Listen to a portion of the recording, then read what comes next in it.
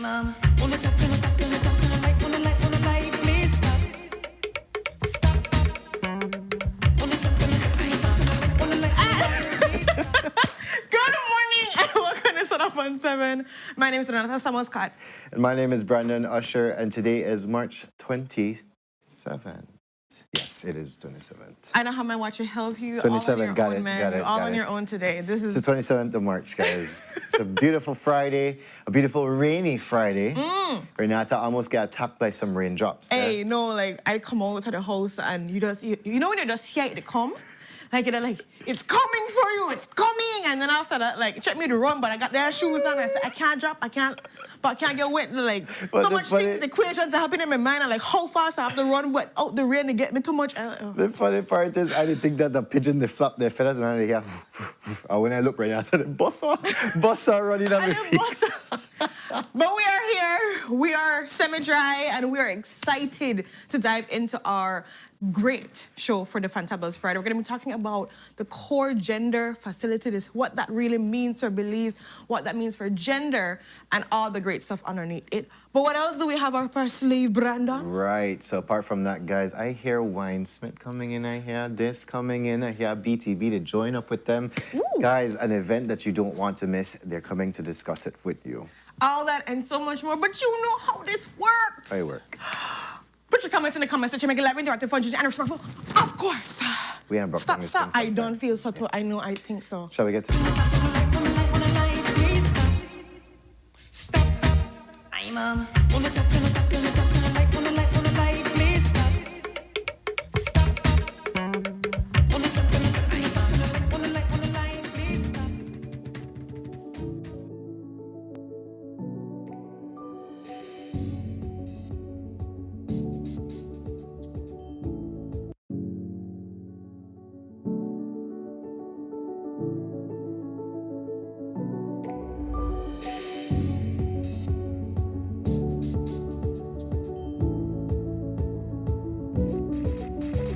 I've come to find that the truth isn't what we were told. So where to everybody on Sunup. do I seek the answer that's worth looking for today?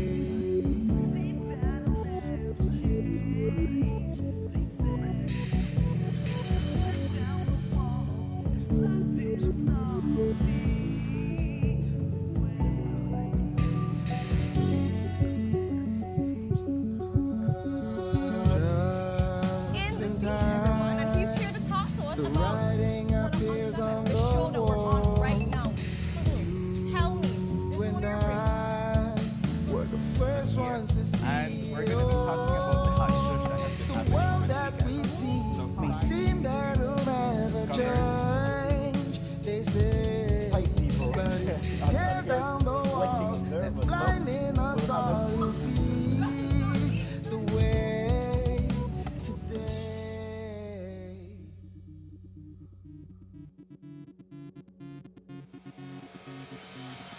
A place to call your home, a place where you can grow.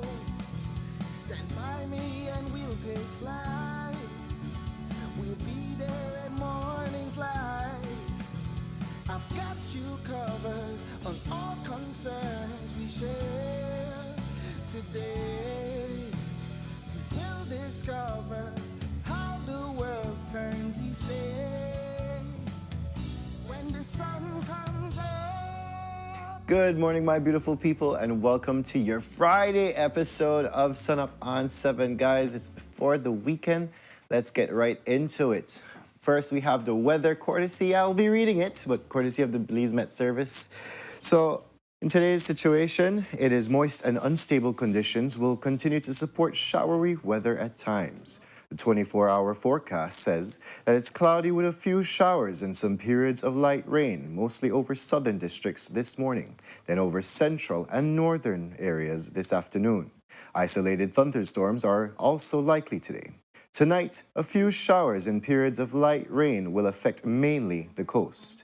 In marine conditions, winds are blowing from east to northeast at 5 to 15 knots, and the sea state remains light chop with waves 2 to 4 feet.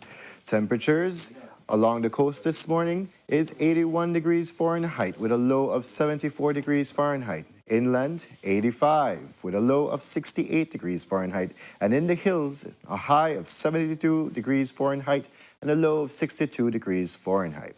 The outlook for Saturday and Saturday night, cloudy at times with a few showers and isolated thunderstorms, mostly over southern districts on Saturday, then mainly along the coast Saturday night. And that concludes your weather forecast here at Sunup on 7. Thank you. There we have the weather, guys. You know, you may sound real professional. I don't know if realize- we're trying to mimic just You know, now. so funny. Your voice changed. Yes, I completely, purposely did that. You put on this Announcer is voice. his announcer voice. This is like I'm not Brandon, I'm Brandon. Not Brandon, Brandon. That pronounces his words properly. Okay. I don't even know. No I entiendo. don't even know that man. I've never seen him on one day in my life. I don't know that voice. Then I have me to read the weather often, but Then I have it to read just the weather pitching often. to the NMS, you know, we're here. We can We're read the here. weather for you. We're here. Thank you so much for others that have been tuned in. And how did it feel today? Because I know Ms. Claude said when I really asked them how they're feeling as much as we ask asked our them that. guests. I feel like we do, but like not to the level where I think they're. She have selective hearing, clearly. Sorry, that doesn't leave residue from yesterday, you know. I just want to say, like, we're supposed to be, today's Friday. It's a little residue from yesterday. Positive energy, it's gloomy, so we need to bring some sunshine, love, Yes, but then they are missed, so we have to put one everlasting mark on them, you know. Okay. Not addictive. Again, guys, disclaimer, no addiction here. If you do want to sue, you just have to sue Jules. It's like not us, we're just a part of the cookie. Like, no, we're just like a chocolate chip in the cookie. The cookie is Channel 7, so. But how you feeling, Brandon? You ready today? You got to set up on 7 shirt on, so that means you did not iron. You were just like looking for the vibes. I know. Listen, I've had a week of work, sorry. A week of work. A week of work, and it's just like, you know what? Today, I just want to relax. You want to relax. You want But to chill even though I back. go into my office, could bust my head right now, but, you know, yeah. Tackled on some huge projects yesterday. I just reached one tired. I just never want iron. Miss Barb's is sweet up here. He said the weatherman sexy voice got me. Look at you. Ay. Watch out. Hey, Kevin, I like that. Miss Barb, you good. play a pan two of that. Because, you know, Miss Barb's, you know, love Kev, but obviously there's enough love to go around for the sexy weatherman voice, Brandon. Hey. I don't get jealous, you know, Miss Barbs. I don't get jealous. So, let's... Okay, Mr. No Jealous. And yes, Claudia, you're so happy this morning. Good, there's your vibe. Not even I could get to you.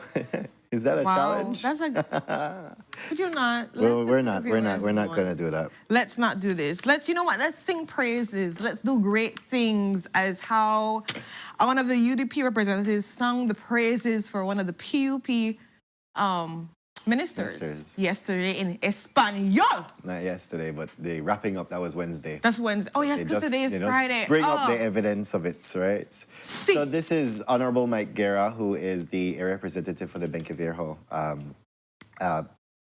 division. And at the wrap-up of the budget presentations on Wednesday, very interestingly, he started giving his speech and just praising switched into in both English and Spanish, because there was the English version before, or the English version in the speeches. I mean, the English version was just basically commending that it's not easy to put together a budget, which I will also say the same thing, that, you know, he's just putting that on the table, that it's not easy to do the work that they're doing. So First time at the I'll give you rodeo? that. So it wasn't really a thing like this is sing praise. It's just like, you know what, this is not easy. I'm gonna bring that out there. The more praises came when he was directing his comments. Espanol, which makes him more passionate, Brandon. Emotional, as he calls Emotional, it. Right? yes. So Wednesday during his speech, he was praising specifically Minister Shabat for actually helping and putting work into his division in Cayo West. Not 1, not 2, not 3 streets. Pero todas las calles y culverts in San Jose Socot. You know, what I will say, because a lot of people have mixed emotions about this, I'm really glad that he did something like this. I think it changes the tension or the atmosphere in the House. I know it's not something common that you see the opposition in any kind of way praising the present government at hand, because obviously everybody's mind is that they're supposed to oppose, and I'm not saying they're not supposed to oppose, but let's also remember something. You know, as a representative, as an air representative for him, you know, they get limited amount of funds. And there are a lot of their constituents members that they cannot obviously help and support the way they want with limited funds and resources in general.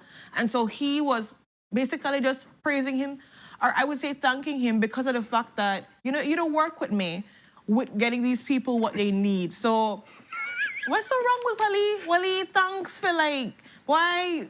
I know I had a different side of the fence from you, but we get to work together for the overall house. The house you want. No, but and everything. Ren, I disagree with you. We don't there. disagree.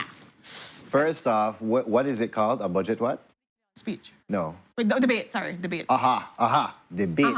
Meaning there's opposing sides and there's a pro and a con, right? You are the side of the con. So you just have to con everything. Because You that's can't a put debate. nothing. That is a debate. The minute you So you start can't agree put- with the next side, they're like you the concede. I understand that, but I'm like, is there not a moment that you can just be like, you know, There's thank outside you. the house. So you want, okay, so you said time and place. So it was not the time and place Thank for it. you. So you're not upset with the comment. You're just upset when No, the comment because came. you know the comment could happen, and yes, I praise him, but we could have do a lot more in a so. So Yes. you want, okay, But you no, want that- the con come, so you want like the gentle con. So like, you know, you come with, you know, like a gentle con, like you're just like, No, you man. know. We lay the bed. We lay the bed. We put the comforter, everything And like then that. they rip off the sheet afterwards. That's the way you want. You Or want make to the like, dog jump on it to the muddy paws. all right, got you.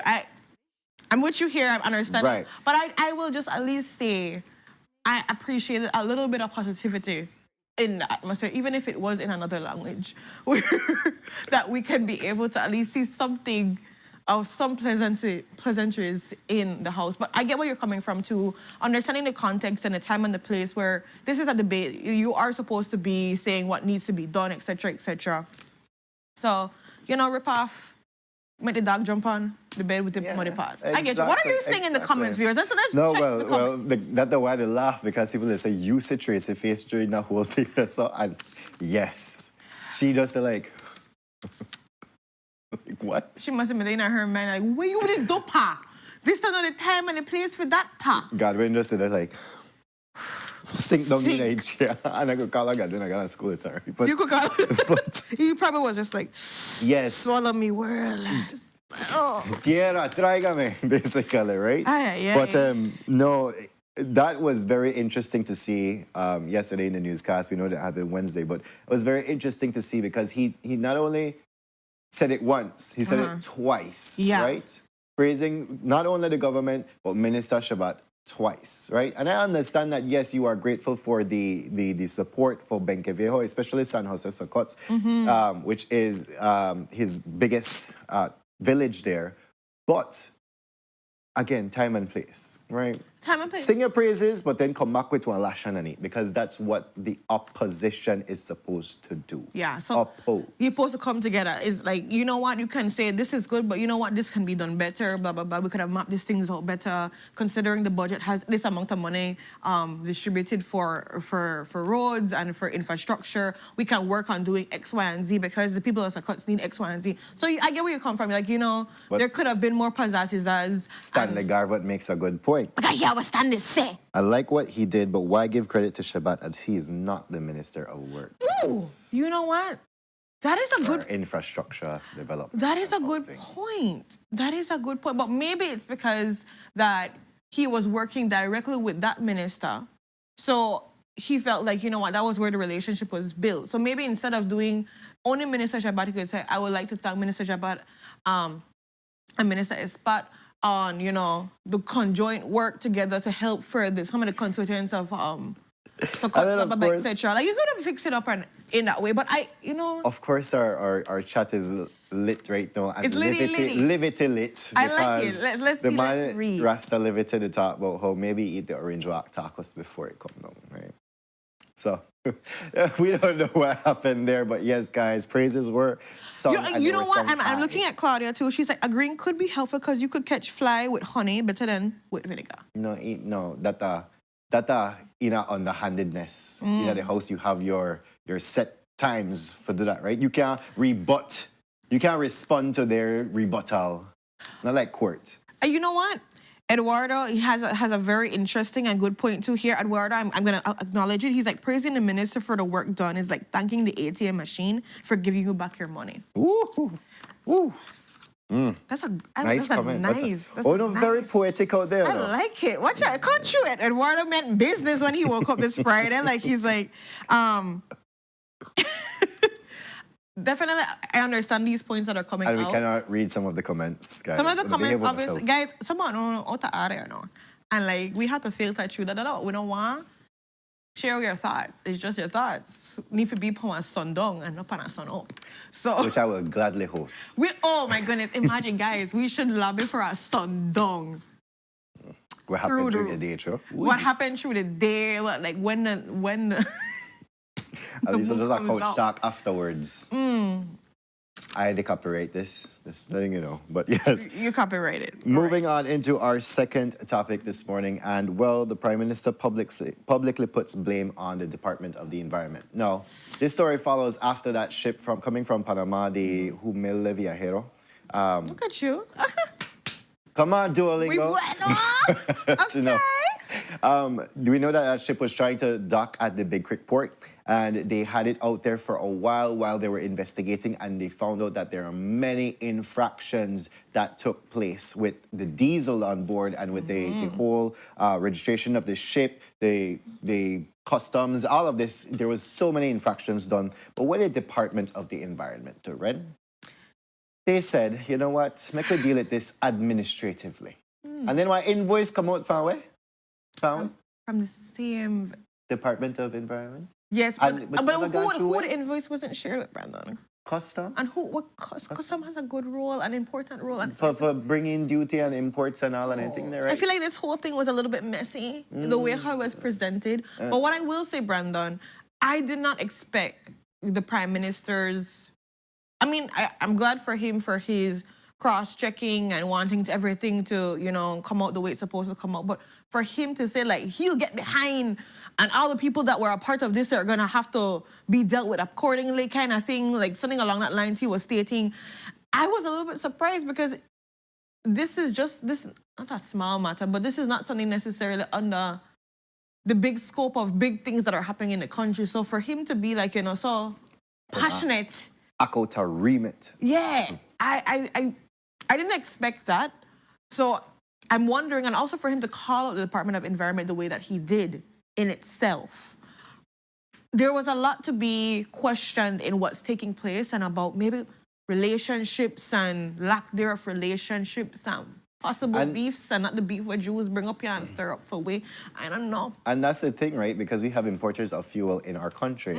And to go after this one fuel importer now. And then not only that, Ren, because he called out the DOE, but he called out every single body who is involved in this. Yeah, and they'll be dealt Needs to with. be dealt with at the highest point of the law. The law of the land? Stop it! He's like, no, he literally is like, stop it! In that basically how I translate it in my head. Because, you know, people translate in Espanol, I translate in what they're saying, in my mind, in the passion. You the prophecy. In the Shungaligat. Prophesize it. Got it. Got it. Yeah, so definitely, and now it has me kind of looking forward or looking to see exactly what the quote-unquote investigation is going to be, who's going to come from this whole overall. Well, he did urge the Attorney General to send an attorney down there from his ministry in order to be a part of everything to ensure that all checks and balances are dealt with. So this are not only, you know, good job, Belize girl. Belize girl. But yes, this is not only for you know, make the people that investigate and deal with what they have to do. No, I send somebody from our next ministry, from the Attorney General's ministry, for go check and make sure all checks and balances. I've seen sometimes so much interest from him, but this one is sort of like... That's why I said, like, this must be the same energy what I had with the Budna But case. na case, we yay. This is not supposed to be Friday energy. Friday energy is turning into Friday Junior energy. But I'm just saying, You could clean the out the way girls how during you the will weekend. like dep on this, like this need to happen and that need to happen and the law need to get exercise. You know, The party Attorney General Ministry with there for the whole investigations for all and everything. The party DPP office for there for the whole let me investigation. send somebody for that one. Let me send some. No, I don't think so. Did he request that? Then you get the police to investigate the police, remember? Yeah. You get the police to investigate You're the right. police. You're right. Completely right. So that and makes then sense. investigation may little or nothing, less than something. Less than nothing. Less than nothing. And then, because that made the second one, because they had two reports. Two reports. Yeah, two. Remember, Two. one may incomplete. And then the other one, less than nothing. Yes. Okay, but you know what? Besides the point, who are we? Stop it. Okay. Moving on into our third topic this morning. And this one has to deal with Easter, guys, and especially for those of you who are traveling to our northern neighbor in going into Quintana Roo, going into Mexico on a whole. And yes, guys, Quintana Roo consists of straight up from Cancun all the way down to Chetumal. That's the state of Mexico, Quintana Roo. Right? So the ambassador for Belize in Mexico is saying that you just have to be vigilant at all times. But super vigilant. Other than that, the Mexican government is actually sending troops over. They already sent like 10,000. I will also make mention that they said, and I want to say these numbers so you can know that there's a seriousness in dealing with the situation. 10,000 have already been dispersed. They have been sent out. And I believe there's an additional 6,000 or 7,000 more that's supposed to be sent out. So just letting you know, and I wanted to put those numbers out specifically so that they can see, and the footage here is showing, there's patrols, that's happening when it comes to making sure everybody that's enjoying their card game and relaxing themselves can be able to feel some level of safety taking place. There is a number that people can call, that 0889. That number is very important. And this is the interview with Ambassador Oscar Arnold. And he's just basically saying that his best interest is what's happening with the people of Belize and making sure that everything's going the way it's supposed to go. He does, give credit to the Mexican government, saying that there is a good level of control they have on the situation. Of course, there's some places that obviously are still... Those are where the core of the cartel is. He did make mention, which is something very important for Merida. That they are completely safe. Like, that's one of the safest places that you can go. And he made mention of that because, of course, Belizeans often go to Merida to seek medical assistance, medical surgeries and these different things. So he made mention of all of that. He also talked about a patrol that takes place now. Right, so he says that the main roads, stay on the main roads, basically, because the minute you venture off path, only back street, a little bit of coverage gone off from you, right? But still coverage is there. But stay on the main roads as they are safe. There are patrols that come to assist you. In case you have mechanical problems, there is also, that for overheating, all of these tire bus, belt pop, all of them, things like that. They will have people out there to assist you to ensure that you carry on your journey. And there is also an app that you can download that you can go ahead and they can just sign up with the authorities so that they know where you are at times. And if you need any assistance, especially if you have a traffic incursion or an accident of sorts, you are going to be ticketed, they are allowing you 2 free passes, really. What I will say, and thank you so much for mentioning it, Belize and Gal, is just like the amount of security that they have there does make you feel safe, but it's also so intimidating for persons that are just like, you could tell that something's happening in a country when you are just like minding your own business, chillaxing, and they just got patrol cars, people all around. Like, that is also a level of safety, but also a level like, ooh, yeah, it could go down if it, but they be prepared. Well, it's just like, and it's all up to, the normal Belizean that wants to go and spend their time there. I know people plan their Easter way in advance because Easter was a time when everything get booked out for the most part if you're not act early. So for all we know, people have planned these trips way in advance, spent their money, have taken out loans, because some people do that too, to make sure that they can be able to enjoy it. So I think it's just being mindful of like being cautious on the main roads, being mindful of the numbers that you can call, knowing exactly like, what you're doing and what's happening specifically when you are traversing in the current state that they're in. Right. So moving on into our fourth topic and our final topic this morning. We know that the good news of the reappointment of the Caricom Secretary General, Dr. Carla Barnett, Belize's very own, has been met with some controversy there. And this one is coming from the Prime Minister of Trinidad and Tobago, Kamla Persad Bisesar. All right. She is threatening now to pull out funds from Caricom itself. She was threatening from earlier this year when the U.S. was around the area to, take out Caricom on a whole. She just wanted to exit Caricom on a whole. She's met with a lot of backlash there, right? But now, since the reappointment of Dr. Carla Barnett, which is scheduled to take place in August of this year, she will just transition straight into the new term. She has now threatened to pull funds from it. And how much? Stating I just want to throw out how much money to be. 3 to 4 million About US. 4 to 5 4 to million 5 that they contribute annually, which they're saying they contribute about 22% of the budget. So I like how she may have that then numbers because she's like, I want you to know I got some gumption in this rumption. I got some I got some backing. I got some weight, I got a jack for your back, I kind of I'm so sorry. I'm sorry. I just want you to know, I just speak with some substance, Carry on, Brenda. Are you okay? Would you like to carry on? No. No? You need a minute? All right, guys. So, yes, we all wanted to know, what? Is there a personal thing? Is there something of that sort? Well, apparently the reappointment, according to them, and according to her foreign affairs minister, is that they had this reappointment of sorts during the Caricom heads of meeting, which happened in February. Yeah. Right? And as one of the members of it said, by a majority of the members, or the required majority of members, had voted, stating that they want back Dr. Carla Barnett as their secretariat, right? And so in this meeting, who all were present, Ren? All Caricom states except for 3. Trinidad, Bahamas. And I think, I don't remember. I'm if that's forgetting the Turks. next I don't remember. one. I think Turks. But we'll go back to that. And let's going back right on specific what Brendan was saying. One of her things was, or her argument was, that these countries were excluded from the key discussion when the retreat took place. And she said it wasn't even on the agenda in the first place. So they didn't even know when it happened. So in my mind, it's like, if I may know that we might discuss this, I might make more effort. I might send somebody in representation to make sure I can be able to object and cast a vote or whatever along that line. She says how that she really wants Caricom to be able to recommit themselves to a stronger, more effective organization. And it's a concern for her right now on how Caricom is moving forward. To be honest, when you're looking at Caricom, things seem like they're really not together in the way that we want them to be, unfortunately.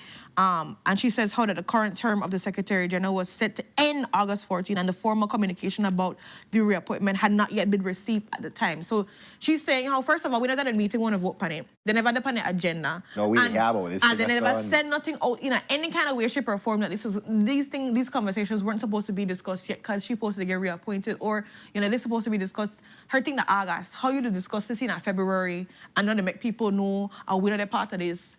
Basically, my legal just make you know, I about to pull my money, and my money that 22% of your budget. But it goes deeper, Ren, because she's been saying that Caricom has been failing for the past 52 years. Are we going on this track? Because I have to start realign myself at this point. What happened when we wrote she was opposition at that point. What happened when we wrote the Secretary General in 2022 when they kidnapped one of our people and they shipped them across to another country, right, by a jet? What happened then? No, everything was silent. When the U.S., she was going to CARICOM itself, when the U.S. was in our waters and what's not against the Maduro regime, I wanted to let them take down the Maduro regime, right? But with CARICOM, though, sit back and complain about, this is a zone of peace and what's not. And then what happened when Maduro made a threat in Trinidad? Everybody's silent. So they're now reassessing their role in CARICOM. Yeah. And trust me, I've seen some pros. I've seen some people on her side, and I've seen a lot of people against her side as well, right? Yeah, so I think it's kind of like anybody's game in this point because, again, Caricom is not as unified as they used to be presently. They're going through some changes with, you know, the opposing opinions on different topics, and this is just one of them, because I will say this is just one thing that she's spoken out about. We know that, you know, when everything took place with the U.S., there was a lot of opposing comments. When it comes to Cuba, there's so much opposing comments on how we're managing and how Caricom in general is managing it. So we do know it doesn't feel one body, one Caricom, one sea that we're washed by right now. It doesn't feel like that. Even that, I'm like thinking, all right, this is on the cusp of her trying to, you know, rid herself or the country of Caricom. But then she's similarly looking into the South American market, right? America or something like that. She's going into that market as well, trying to see if she can be a part of the South American market or the community. So I'm like, okay. That no means that you're in, because we are both Caricom and Sika. Yeah, right? so we're part of both. We wear two hats. We could go that way. Yes. But if you kick out one for the next, so like, okay, what is that? What are you trying to say? And then of course you have to think about your country and the repercussions that come from that, where your representation is not going to be there for your country, for the benefit of your country. Because it's one thing to want to leave because of whatever is going on, but also we have to think about representation and, you know, how that flows later on when it comes to relationships. Because Caricom has a lot of good perks that come with it when it comes to, you know, countries coming together, supporting each other. So again, a lot's on the table, a lot's being discussed, baby boos. We are here with you, trying to figure it out. I think I cracked the code yesterday, you know. You cracked the code? Rasta can't live it during the day, and then Rasta live it during the night. Because He changed your name again? The night. Yes, he changed the name. You changed again? Okay. How much time you could change your name so. on Facebook? I think so. I don't think so. But No. maybe that 2 profiles. I don't know. But yes, guys, we have come to the end of our Coach Talk, and we do. Oh no, we have one final thing to report on. There was news coming out this morning that the minister, Jorge Espat, was shot, and that is completely Not untrue. true. It is untrue, guys. We will say that shots were fired at him, but none of them caught him in any way to cause any harm, any kind of damage whatsoever. So, of course, he had posted, and we appreciate him giving the update too on his social media, and you can also go back and check on his social media, and he's just basically stating that many people might know that he has a property that's been in his family for generations, so they don't just come. This is a long time they've had this property. Pretty adjacent to John. Yes, and it borders, like you said, adjacent to zone with Guatemala. He said as an owner, he had the right to go and check out what was happening. And he carries a license for it and everything. He carries a license, firearm while he was checking out what was happening on the land. You know, he saw some squatters there, and it was a whole thing in itself with that situation. Thank you so much for showing it here. And he did an occasional check-in, like this is not something, and I really want to encourage people who own land and not building or doing anything on the land, please go check your land occasionally. At least once a year, guys. At least once a year to see what's happening. And so he was saying that someone from the Guatemalan side started firing shots at him. And so he called the Guatemalan police. Somebody called it. Yeah, someone called Guatemalan police, who responded very quickly and made like the whole approach for it and seeing everything that was okay. And so he was just trying to like bring that out into the forefront. And then somebody apparently was videotaping the Guatemalan Armed Forces, them looking at them, and they're talking about, oh, they're interviewing them about something illegal that happened. No, it's not that. They were just giving information as to what occurred in the area. Luckily, everybody is safe. Praise God. Yes. Because we know that these things always can go. Once a firearm is involved, honey bun, my heart always like, I don't know what's possible.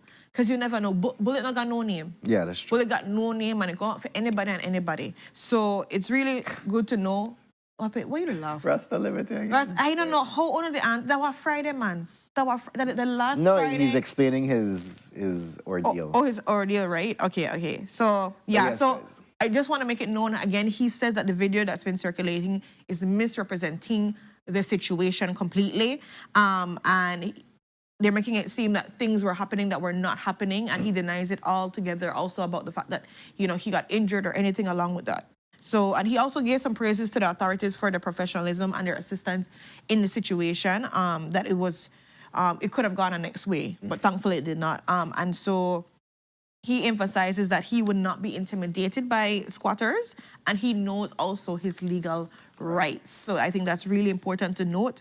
And he said he would never enter another country with an unlicensed firearm. So that's also something, because that was something that was also going around, that this firearm was unlicensed. He says it's fully licensed, you know, everything up to time. And it was in the territory of Belize. Yes. So yeah, just letting you guys understand the situation so we can be able to debunk all of the different thoughts that are going out around that. Right. And with that now, we come to the end of our Now we couch come to talk. the end Claudia, of our couch talk. listen. Maka, yeah. that What Friday wanted night, to fight take it about? easy, Why take it you want easy. Miss Claudia? Why you to rush off a coach talk? Why you to rush in? Anyways, moving into our sunrise, guys. We have a This beautiful one is coming sunrise. in from, you have the name. I don't know. I will tell you the name, but guess what? Wrong answers only. Where do Got you it. think the sunrise is from? Wrong answers only. Nigeria. Mary Francis close your eye. This is tough though. Anywhere, Angelina, you're giving a guess? Where do you think this, Angelina, I know This this look like business, I know to play this game, I don't know. This look like probably PG. It is honestly, no. actually from PG. Up, there we go. Look at you, yeah. There we go. PG, man, come true. And this is from Amir. Wow, I am so grateful for this submission. He has another beautiful one that's going to be shared at a later time and in motion and everything. But man, People thank wanna you know. so much, Amir. People want to know who that last segment you think we should tell them? Or make them wait for it? Ooh, Because you know what? I excited for Give that. them a little teaser, Brandon. Go on good, man. Make a hear something. Do something for a Big Friday. Oh, that's all I want to do. Say it again, say it again. Oh, that's all. And okay, that's all we're doing. That's all we're giving you guys. But definitely, we're having an amazing artist come in and showcase a remake of something taking place. So that's all we to say. That's all we to say. All we to say. And the Easter look. Okay, he says, but you know, find out next week. Next When I week. get exactly a week. Next week, man. Patience is a virtue that I feel like I should have learned. So, somebody said, Griga, of course. Come. Thank you, Francis. Of course. But yes, guys, we go to our first commercial break, and when we're back, we're jumping into amazing conversations for you this morning. So stay tuned. We'll be right back.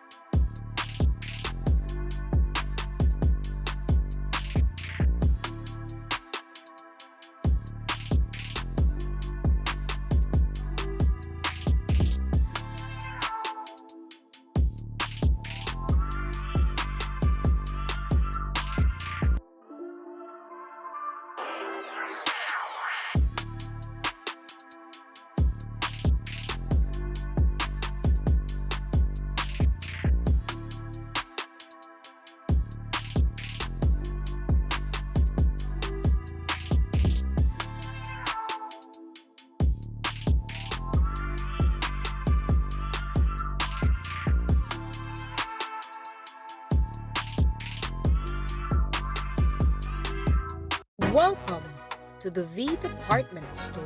We are conveniently located on Coney Drive in Belize City. That's right on Coney Drive in Belize City. At the V Department Store, we offer a wide variety of groceries, cosmetics, kitchen appliances, kitchenware, electronics, and more. We've also recently expanded to the second floor to better meet your household and office furniture needs.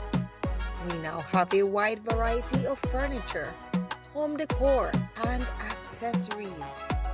We have a shared vision for a comfortable and customer-friendly shopping experience. Visit us today and be warmly greeted by our reasonable prices and cordial staff. The V Department Store. Experience the ultimate shopping destination.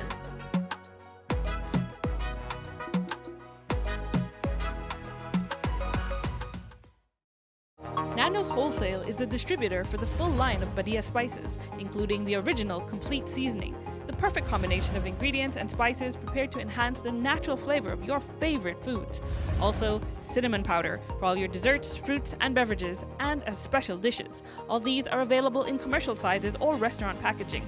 Nando's products are available at your local retailer or contact us at 222-5000. From Corozal to Toledo, Nando's is proud to be serving Belize as its #1 wholesale distributor for over 35 years.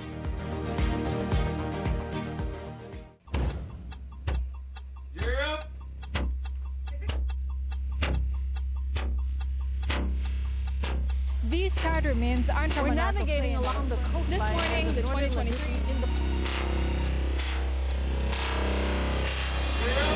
Good evening. Good evening, I'm Shireen Khalsil, And here's what's ahead for you on 7 News tonight. We've got details of these and other stories in our newscast for tonight. Good evening. With your news, I'm Indra Craig. Belize, you're watching the Nation Station, Channel 7.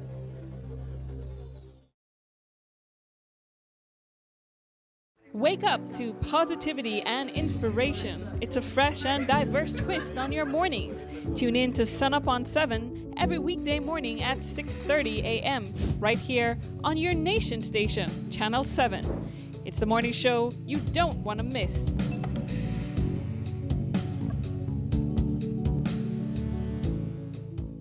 Wake up to positivity and inspiration. It's a fresh and diverse twist on your mornings. Tune in to Sunup on 7 every weekday morning at 6:30 a.m. right here on your Nation Station, Channel 7. It's the morning show you don't want to miss.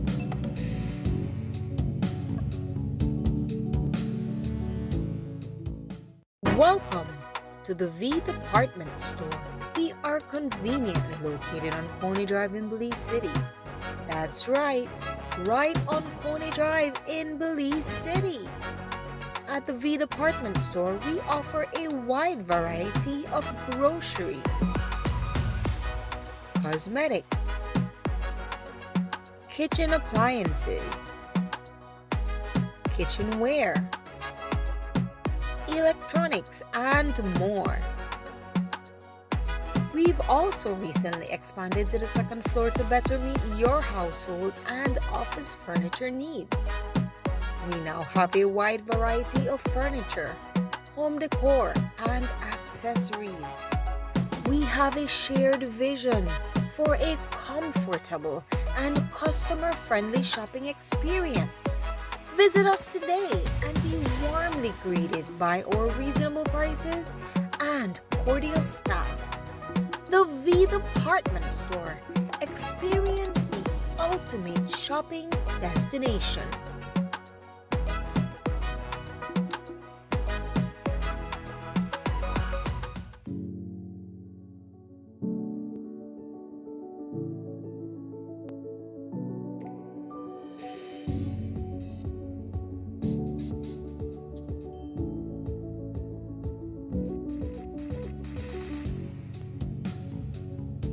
Good morning, my beautiful people, and welcome back to Sunup on 7. So just before the break, Ren and I went through a number of House Talk topics for you to enjoy, as well as to be informed of what's happening here and in our region.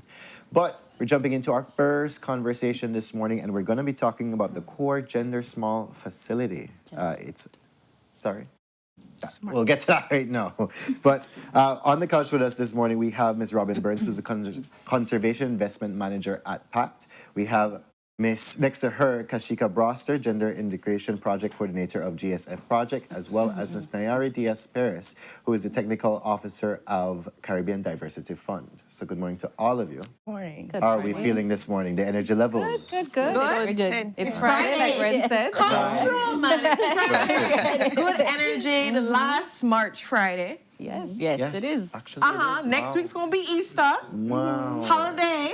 Hey. So we get to talk about some good stuff that's Exactly. taking place. All right. But we understand that, PAC has been doing great things. This is not the first time Robin has been on talking about the great projects that are coming out. So in that same note, for persons that are listening and maybe we're living under a rock somewhere, let's educate them. Okay. Talk to us a little bit about the overview of this project with PAC and how does that fit in? Yes, sure. Well, thanks so much for having me on once again. So today what we're here talking about, because we've been launching different programs, we wanted to talk about the Core Gender Smart Facility that PACT is a part of, because it's in no way small, Brandon. Thank you for that correction. So this is a regional project that PAC had the opportunity to be a part of as the implementing agent, being that we are the National Conservation Trust Fund here in Belize. And it was an excellent complement to a lot of the work that PAC does, because the Core Gender Smart Facility program is looking at how we can make projects have more elements that are gender responsive and that focus a lot on nature-based solutions and eco-based adaptation. And given the work that we do in conservation and with in the context of biodiversity, those are really important elements for us to start to include in our projects so that all the partners that we work with are really utilizing a gender lens to ensure that the appropriate spaces are created for everyone involved in these projects. Right. So the program is being guided by the Caribbean Biodiversity Fund, which is represented, we have Nayara here representing them, and it's financed through Global Affairs Canada. So I'd like to pass it to Nayara so she can really give you the context as to what the project entails at the regional level. Okay, sure. Give me all the juice. Good morning again. It's a pleasure to be here and to bring greetings from the Caribbean Biodiversity Fund. We are a regional umbrella environmental fund, and we're working in 12 Caribbean countries. And we have several programs that we're implementing when it comes to financing of biodiversity and conservation across the region. Specifically, this program that we're here to talk about this morning is one that's being implemented across 8 countries, Belize included. And we established the Gender Smart Facility as a part of this program, as Robin mentioned, to advance the introduction of gender elements and into the project cycle within the biodiversity sector and the climate change adaptation sector. So the purpose of the project is really to improve access to funding for environmental organizations and women's organizations that are carrying out actions at the local level. So it's really targeting small local organizations that have been doing this work for some time but have faced limitations in terms of funding to make that the work that they want a reality and to maximize their results. So through the investment, we have identified partners in each of the 8 countries that we're working in. Here in Belize, we're working with PACT as the National Conservation Trust Fund, and so they're actually implementing in-country for us. The funding is coming from the Government of Canada, and so we have a long-standing partnership with them to make the investments across the region. And so from the CBF perspective, we're looking at that wider impact at the regional level, trying to build that capacity and improve that investment of funding for this type of work at a regional level. So besides the investment that we're making through the facility, we're also providing support to the organizations like PACT and by extension the local organizations here in Belize that will benefit from the program through capacity building for writing stronger projects that integrate that gender equality and that gender balance to ensure that women, girls, youth, boys, men, everybody that is operating in this space has that equal opportunity to participate in these projects, but also to benefit from these projects. And so we try to look at it as not just an investment in biodiversity and the protection of natural resources, but also an investment in people and their well-being. Is there, I love this aspect, by the way. First of all, big up to all of the small NGOs and so forth that are doing exceptional work, but sometimes don't just get the credit or get the access and don't know exactly what's even available out there. So I love the fact that this is bringing that to the forefront. But is there like an indicator of sorts for, I know we're doing this across 8 different Caribbean countries. Are we aiming towards a specific amount of groups to be able to be targeted, or how do we know that this is going to be a success? Like, what is a success indicator for this project? I like that you asked that question. It's a very relevant question, and it's one that we like to talk about because when we're looking and implementing these initiatives at the regional level, we always try to ensure that we're able to measure the impact. And the impact is not only going to be measured by ticking off a box that says 60 organizations, 8 in Belize, 10 in Jamaica, etc. And so while that is important, and those are important metrics to keep track of, what we're looking for really is that outcome and that impact beyond that. So we're looking at how much households we're impacting, how much communities, how much women, how much men, how much youth. And it's not just a matter of numbers as well, but has that transformation actually happened? So you're supporting their livelihoods, right? You're supporting what they're doing at the local level, but what does that mean in terms of impact?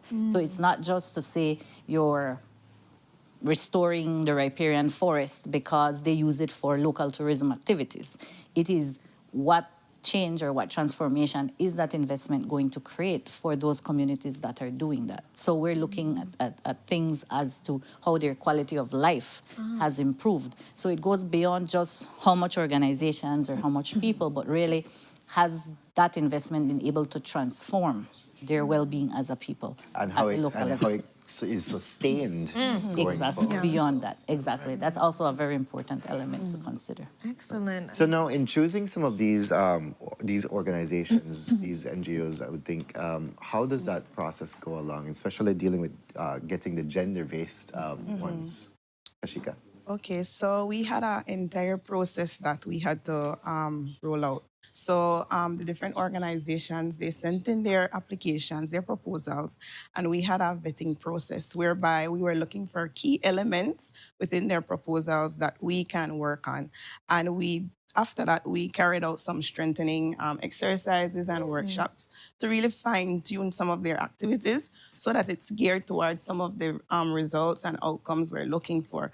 Looking at meaningful participation, looking at how we can really restore livelihoods, looking at economic aspects as well. So with these workshops, we were able to have them really fine-tune some of the activities, and they took the recommendations, and when they came back with their proposals, we found that they came back with very innovative ideas, right? So we realized that, and I think it's something that it's important to say, that our people have innovative ideas, have creative solutions towards the issues that they're facing. And when we look at conservation and when we look at climate resilience, we realize that it's really the people who are utilizing this space. They live off the land, they live off the resources. So it's very important that we get them to participate, and and on the developmental side, we understand their realities and we are able to translate that in our outcomes as well.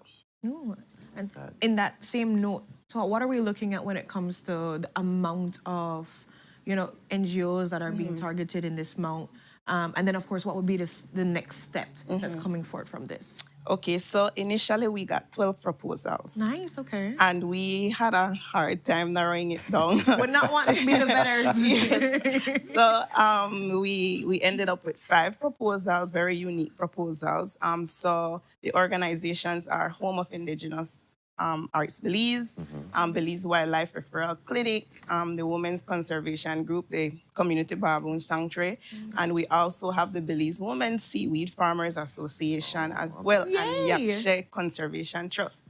So those were the 5 organizations that were successful in their in the vetting process, and they are very unique. Maybe when we get another chance to come back, we bring them along with us so that they can explain what it is they'll be doing on the ground. And literally, we just highlighted Miss Jessie Young. Yes, exactly. The other day, because she's doing amazing work. And all of these organizations that you actually listed just now, amazing work. I could imagine for the other organizations looking now and seeing, all right, exactly what this project entails, and I want to be a part of it. For the seaweed, the women's seaweed. Because the thing is, they're fairly new, and they're doing amazing things in that short period of time and making seaweed into something in a whole different light for person to see. There was the international conference that they all attended. Yes, so I'm just like, I'm really happy to see these opportunities brought forth for Belize, for these women group that are doing phenomenal things, but might not just have the finances to keep it going. So the next steps would be somebody's coming on. Yes, have to. Yes. So we actually had the opportunity to host our official launch ceremony on Wednesday. Okay. And so we had a nice session where we were able to convene all the awardees. They had their representatives. Some of them brought their team. So it was a really nice moment to celebrate them, to acknowledge them. And they will each be getting approximately $150,000 each to implement these programs. Belize. I was just checking to implement these programs.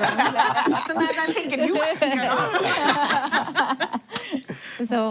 So hopefully maybe next time around I can put like USD on the back of that number, Renata. But yes, so it's really a compliment to everything that we've been doing at PAC. And excuse me, we're so happy that, it's important for us to highlight as well that we're not just making a difference in terms of working with these groups for them to implement their projects, but through the Caribbean Biodiversity Fund and the funding that we're getting through the Government of Canada, it's really allowing PACT as well to advance our capacity.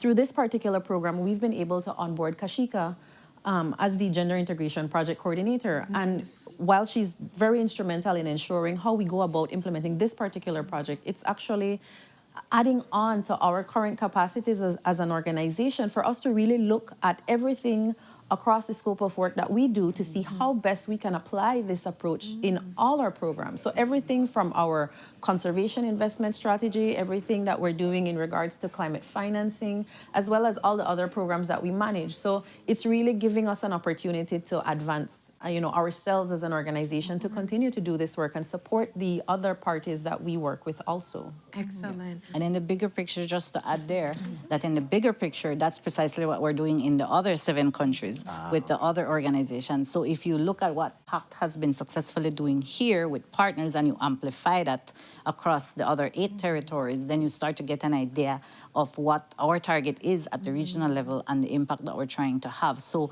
by consolidating and harnessing all that institutional capacity that we have been able to build and continue to build, then we are essentially trying to consolidate that biodiversity conservation and climate change agenda across the region. So I heard you talking about Caricom this morning and all of that. And so it's important when we try to, at the technical level, at the operational level within the country, to try and harness and coalesce all of that as a region. Because of these challenges that we often face, as part of this big Caribbean family. So, and what you said 8 countries. Besides Belize, what are the other 7 that you guys are in? Let me see if I can remember. But it's Belize, Suriname, St. Lucia, St. Vincent and the Grenadines, Jamaica, Dominica, Guyana, and Grenada. Oh, Come true memory. And so for people out there who might be looking at this conversation right now and want to learn more about what this core project is about, how can they go about doing that? Well, we're all online. You can visit the Caribbean Biodiversity Fund page. You can just Google us, and we're right there. We're on social media, on all the platforms. So we have information for this particular program and the work that we're doing with Belize, and then of course PACT. Yes. So within the context of the program, there's also an element that really allows us to kind of launch a campaign that highlights the work, not just from us as the implementing body, but getting down to the nitty-gritty of the partners, that how they're going to be implementing implementing these projects. So we will be sharing that. So like Nayara said, follow us on all our social media platforms to get more information. And we really do hope that we can come back and bring Yes. some of these Please. grantees so that you can hear firsthand what the experience is like for And of them. course, how the money is going to be rolled out, so we can be able to look forward to the improvements that we're going to be seeing in the short term and the medium and long term for these. So I think it's an exciting endeavor. I'm hoping people, again, follow all the social media pages so they can understand and also see what's happening specifically in other Caribbean regions. So we can be able to say maybe it's something that we could practice or try in Belize. You know, that's practices. Yeah, right? this is what I'm saying. Like when you kind of like enhance your mind to not just the scope of Belize and you see other countries. Yeah, this could work too. And it's really important to note there that that's something that the Caribbean Biodiversity Fund affords us, that it really brings us together as National Conservation Trust funds within the region. And we also get that opportunity to convene and share our experiences and learn from each other as well. So, And I think it's a perfect mix between mainland and island as well. Yes, exactly. Yeah, good choices, good country. Belize on the top, good country, good country. So as we're wrapping up, is there any final remarks that you want to make for persons out there that are getting excited, as just as me, to look forward to? I think coming from the background that I have, it's always about understanding that all our groups, whether they're vulnerable or not, we have to ensure we make space for them, especially as it pertains to conservation and climate resilience, because they all face different challenges, right? At probably amplified levels and not. So I think it's always important to make space for everybody at the table so that whenever we're leading, we're going with everybody. We're not leaving anyone behind. Definitely. Making sure everybody's voice is heard, because you never even know how important that voice will help feed into other voices too. And it's all connected. So thank you guys so much for this conversation. I look forward to our next one and bringing in our dynamic women to talk about the great stuff that's taking place. Follow all of the websites, Facebook pages, Instagrams, everything, guys. I know Berlin has put stuff in the chat for them to look at when it comes to PAC and the Caribbean Biodiversity Fund too. So do all that good stuff, and we're going to go to a commercial break, and we'll be right back. Stay tuned.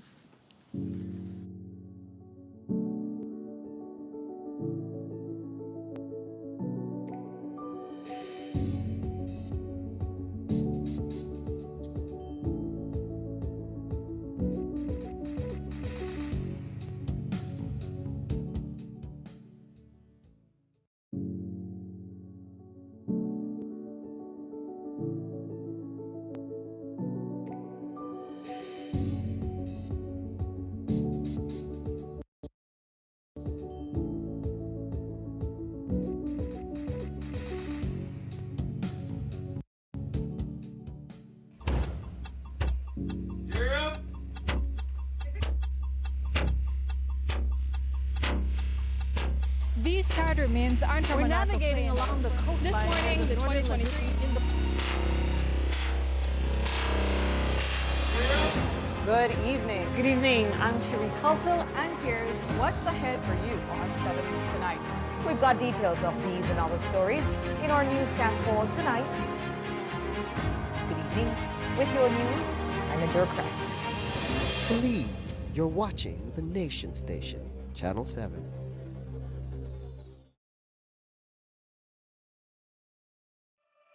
Look here, your kitchen light there and you never in the kitchen. But I'm going back in there right now. And the coffee maker? Just to try keep me the coffee warm for later. Where do you know? I'll try to think more to eat. You know the more you open or close the fridge, it takes longer for the food cool. For a hot day like today, it burns more energy. You charge your phone right now? No. Plug it out then. You really only wash 2 Lee socks and 1 Lee shirt? You don't know what small load burn the same amount of electricity as large loads? But this is my favorite shirt. You have to be more energy efficient. Use large loads. This AC, the blow hard. You know, if you keep the temperature at 25 degrees Celsius or higher, you burn less energy and you also keep the place cool. And for a nice day like today, turn off the AC, open up the house and make some fresh breeze come in. You know what? I think I get it now. As consumers, we need to be more energy efficient and practice energy conservation. Nando's Wholesale is the distributor for the full line of Badia spices, including the original complete seasoning, the perfect combination of ingredients and spices prepared to enhance the natural flavor of your favorite foods. Also, cinnamon powder for all your desserts, fruits, and beverages, and as special dishes. All these are available in commercial sizes or restaurant packaging. Nando's products are available at your local retailer or contact us at 222-5000. From Corozal to Toledo, Nando's is proud to be serving Belize as its #1 wholesale distributor for over 35 years.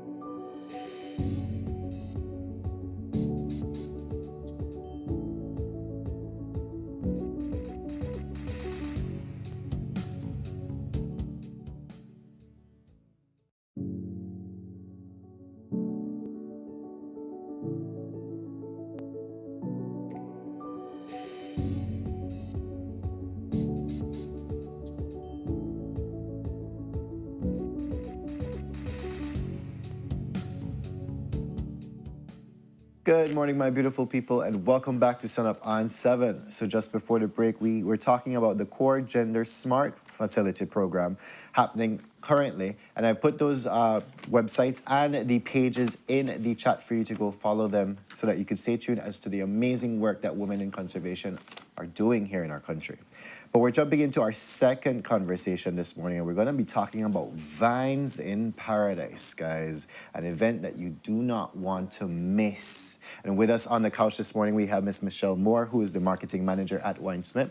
And we have next to her, we have Mr. Stuart Crone, who is the owner of Naya Resort and Spa. Joined us via Zoom, we have Mr. Joseph Smith, the owner of Winesmith and JSL Wines. We are looking to have somebody in, but let's see how this goes. But good morning to all of you. How are we all feeling this morning? We're feeling good. Good. Probably not as good as we're going to feel soon. It's early in the morning, but I still think there's no good time to just properly wind down, right? Very true. Right. So I want to start off with understanding what this event is about. I know that it's happened before, but I know we're solidified now as to a time of year that we're doing this. But what is Vines in Paradise about?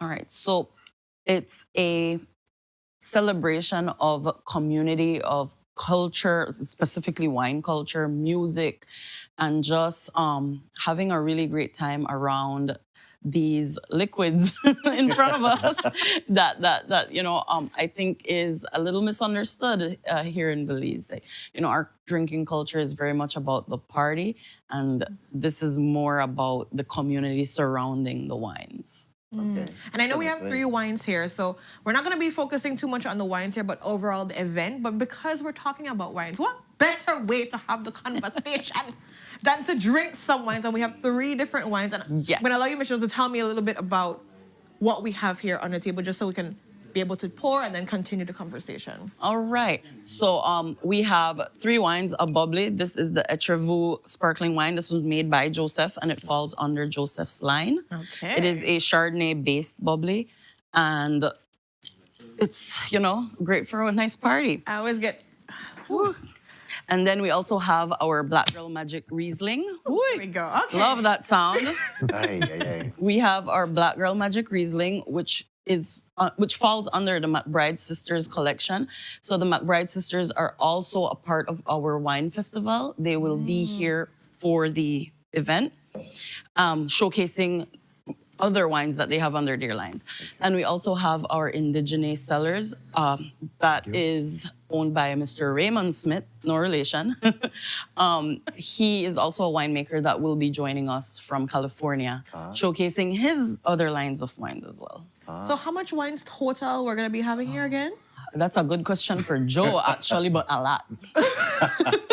So, Joseph, you know what? Let me bring you into this conversation. I see you smiling back there. Talk to us a little bit about how much wines are we looking at we're having here? Because... Okay. Can you guys hear me? Yes, loud and clear. All right. Well, before I even tell you how much wine we're going to get, I'm going to have to say this. Ooh. It must be 5 o'clock somewhere because you guys are drinking wine. We already established that it's 9:45 p.m. in Taiwan. Yeah, it is. I love this. What better way to wake up in Belize than having a glass of bubbly? Come on now. This gotta be it. So good. But anyway, I think for the event, we have a total of 9 winemakers that's going to be joining us in Belize, including myself. And each winemaker will have around 3 to 4 different wines to showcase. So you're looking about 45 different wines to try at this event. So I think it's going to be quite a palate teaser for what you guys are doing now compared to what we're going to do on the weekend of the event. Oh, wow. I'm thinking... So we're definitely having a beautiful event. That's nowhere greater than the beautiful Naya Resort itself. Let's talk about the event. How will it be set up, Mr. Stewart? Well, it's a series of events actually that begin on the Thursday night, Friday night, Saturday night, and Sunday during the day. A key trip to Mohoki, which is for charity, which is a really nice part of it as well. If you can't make it the whole time, you know, come for just some of the events. But the Saturday night event is kind of the highlight because it includes jazz and wine. So let's not forget the jazz part of it either. So it's a mixture of local artists and foreign artists. So you have Chris Bradshaw, you have Jay Koss. Yes. You have Marcus Johnson from the States, and you have as the headliner Guapale. Now, in Belize, we may not be into jazz so much, but certainly in the Bay Area and across the United States. She's a fabulous performer. If you don't know her work, by all means, look her up. I would see online.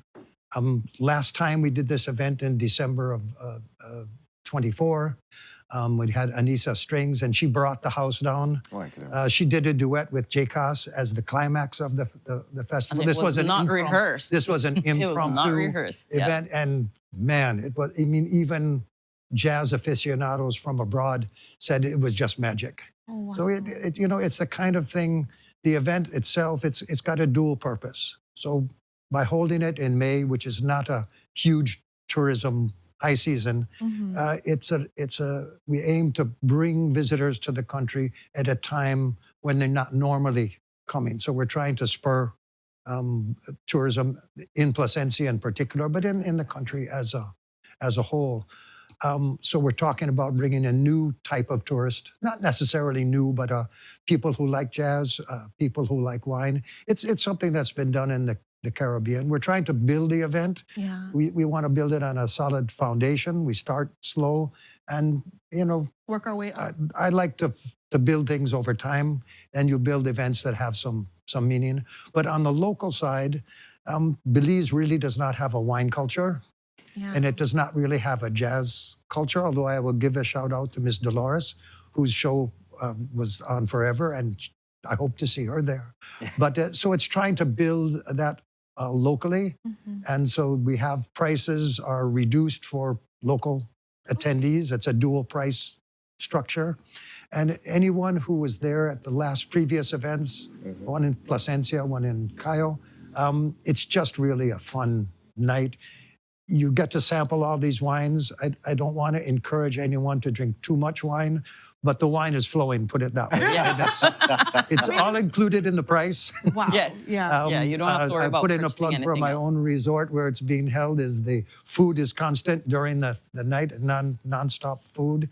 So you got music, you got wine, you got great food. All on the beach. And it's, on the beachfront at night. Thinking about the ambience, the music playing right, the wine. The low lights, Yeah. the waves crashing on the shore. Oh my God. Yeah, no, so You guys better be there. Well, I don't know what I'm doing at the end of April. Yes, All I know right. this is the perfect. So in that same note, and I know you said you're building your way up. Is this something that people can look forward? Because it's not the first time we're doing this. It's not the second time either. So can people look forward to these kind of dates every year so that they can plan their self accordingly? How does that look when it I comes? think we've come across the right time of year because we've got the May 1st holiday, which in this case makes it a long weekend. It may not do that every year, but it's certainly a good time of year. Weather-wise, well, although these recent rains threw us off a little bit, I don't think we're going to see rains on May 1st and 2nd. It's usually and dry 3rd. season. Yeah. It's hot. So is March, but Anything's possible. Anything's possible. So people can get excited. Because I really want, people that are flying in, Belizeans that are here trying to think of what they can do that's really gonna change the way they look at wine and jazz and all of these different things, to be able to come and put it on their calendar so it's a must-attend event. How are we looking when it comes to, because I know you mentioned that, there's several days and we can attend which day we want. How are we looking at the days that you can attend when it comes to ticket prices or just a package deal if you want to go to everything? How does that look? Well, I believe Thursday is the day when, everybody's coming in. So we say from April 30th, but it's the day when everybody's winding down and settling in. Okay. And the first real event starts on the Friday, which is May 1st, which is a winemaker's dinner. And what we did was separate all these winemakers with 4 restaurants. So we have Muna inside the Elysian, The View inside Villas at Playa de Coco. Returning is Turtle Inn, but last year we did Mare, and this year it is Gogan Grill. And we have, I'm missing someone. Blue Reef Beach, sorry. So they're a more new resort, but they have their restaurant that's fully operational, and so is the hotel. And they're doing a winemaker dinner with us too, which Joseph will be at as well. I know that on the last occasion that you guys were here promoting it as well, it was that the wine makers were paired with these restaurants to create the best dish. Yeah. So it's the same concept again this year. Perfect. What Joseph helped curate that list. alongside Fern, and we sent out the wine notes and the wines to the chefs. So they're doing this based on talent and instinct, I would say. And I've tasted a few of the dishes, and man, you are in for a treat. Joseph, if you ever need a taste tester of any sort, whether it be wine or food, we are here. I just want you to know we have, impeccable taste, and we will be able to help you to know what works and what does not work. Just saying, just saying. We got you, Joseph. They want my job, Joe. I can be your assistant. Like we could help out. We're here, for the good vibes. And so persons that, are getting excited about this. I think you're muted, Joe. Joe's muted, I think. Joe, you're muted?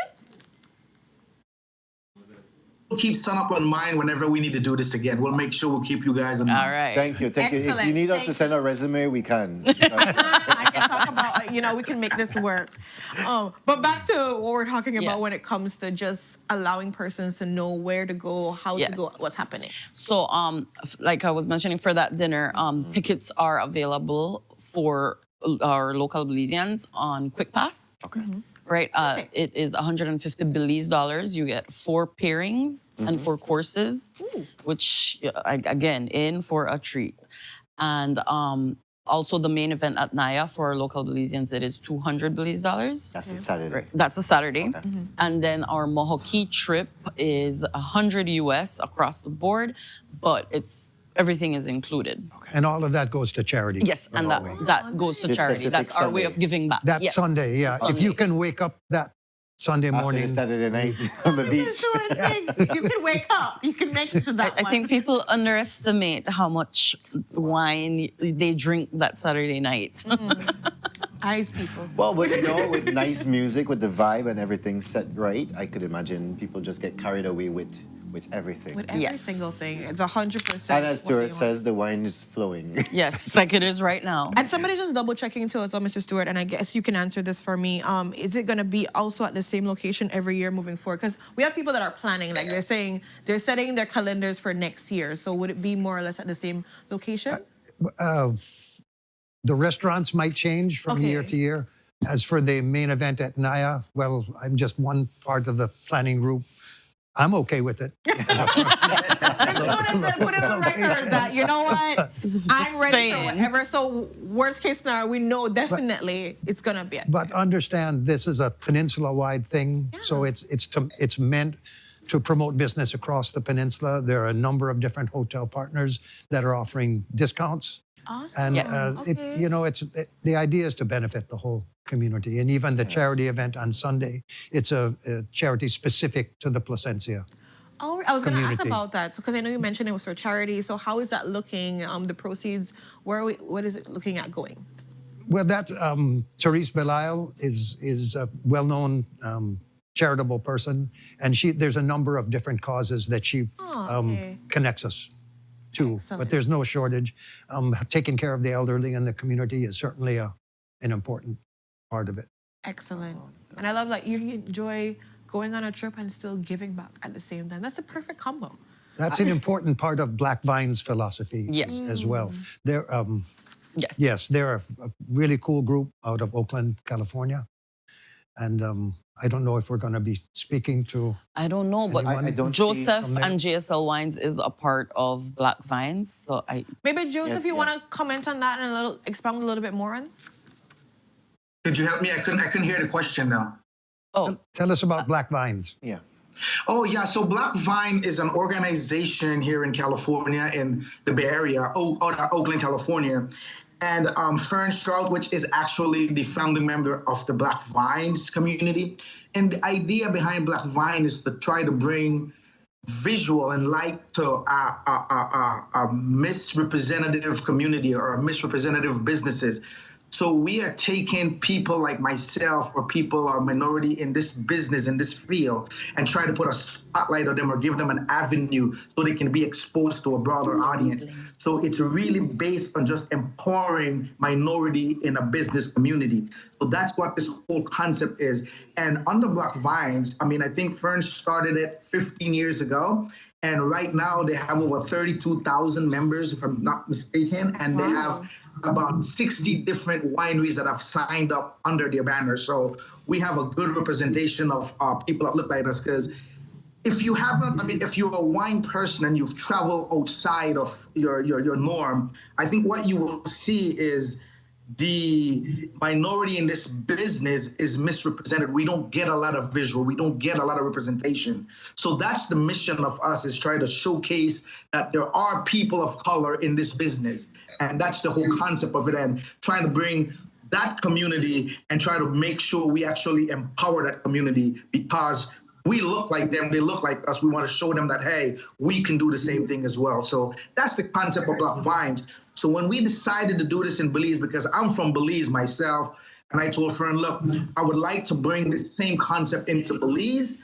Not only that, but the main thing behind my reason for Belize is to showcase a different side of wine in a country, beautiful, smart people, and my whole concept was, let's try to see how we can make wine part of that community, because it's not just like Michelle said earlier, you come and party and you drink till you get drunk. I think there's an education behind it that you can take worldwide with you when you come to our events. So the main thing is for you to get that knowledge when you visit any event that Black Vine, Winesmith, anything it has to do around wine that we curate, we want to use it as a teachable moment. So that's the idea behind these events, because Belize, from here we can only grow. We have a lot going on in Belize, and I think this part of it has been actually lacking a little bit, for lack of a better term. But I think with what we're doing, we are going to bring that highlight in the showcase, even showcase the food that we do in Belize on a higher level, because we're pairing it with these wines.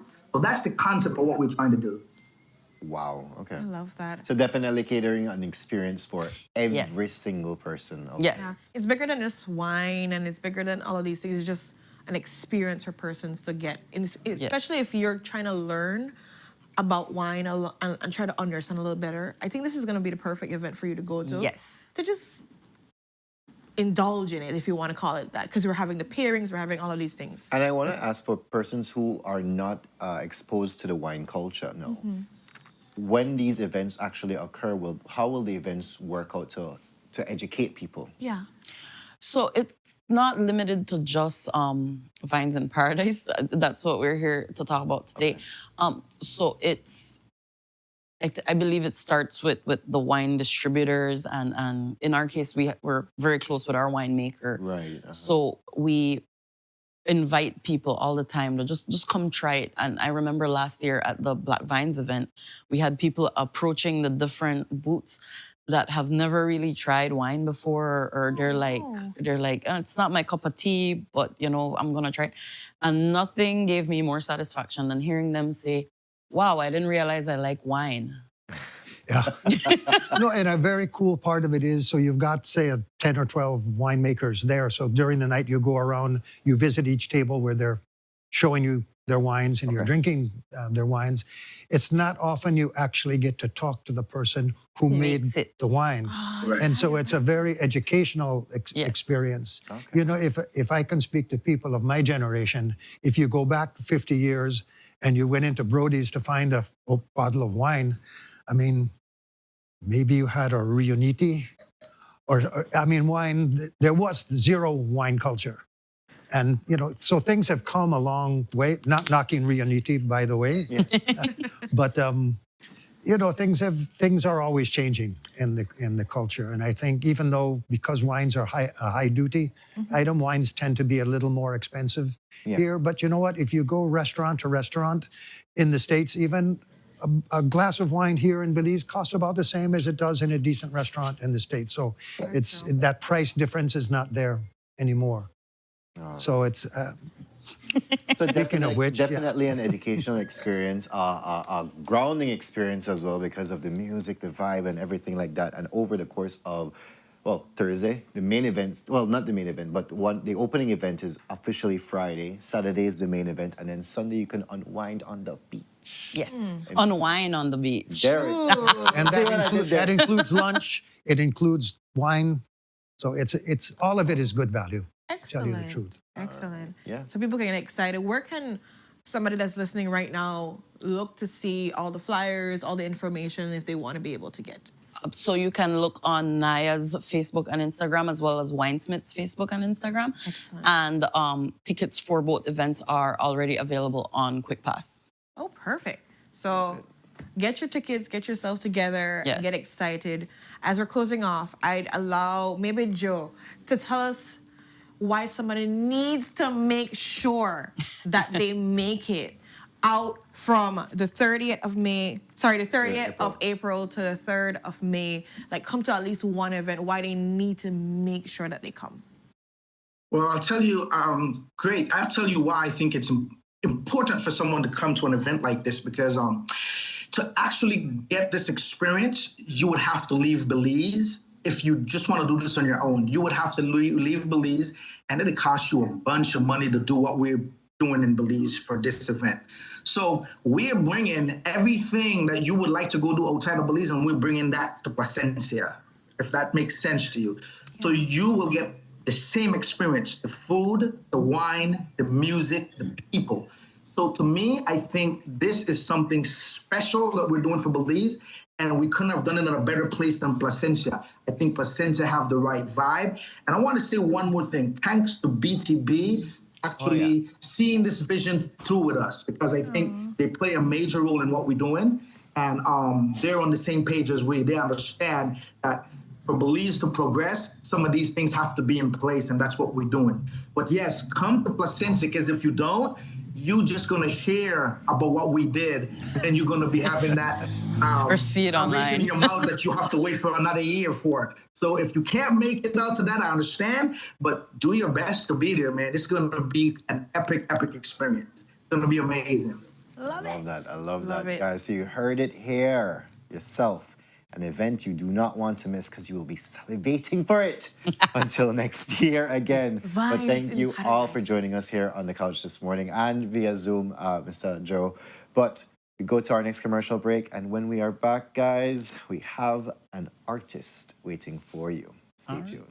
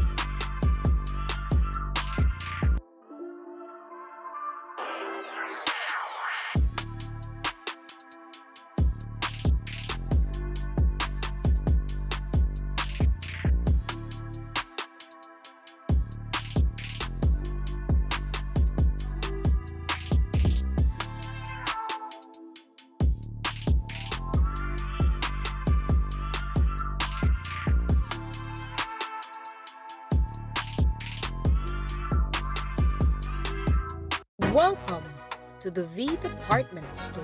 We are conveniently located on Coney Drive in Belize City. That's right on Coney Drive in Belize City.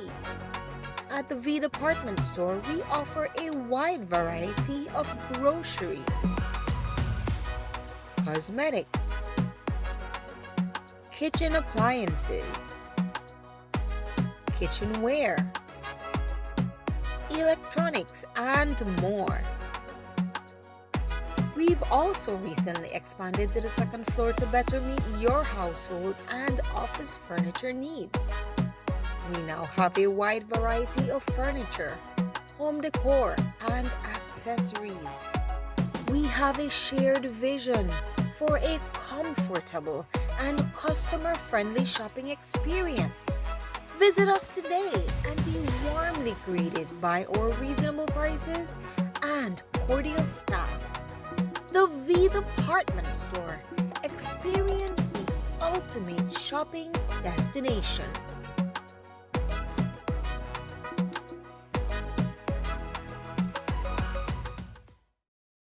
Nando's Wholesale is the distributor for the full line of Badia spices, including the original complete seasoning, the perfect combination of ingredients and spices prepared to enhance the natural flavor of your favorite foods. Also, cinnamon powder for all your desserts, fruits, and beverages, and as special dishes. All these are available in commercial sizes or restaurant packaging. Nando's products are available at your local retailer or contact us at 222-5000. From Corozal to Toledo, Nando's is proud to be serving Belize as its #1 wholesale distributor for over 35 years.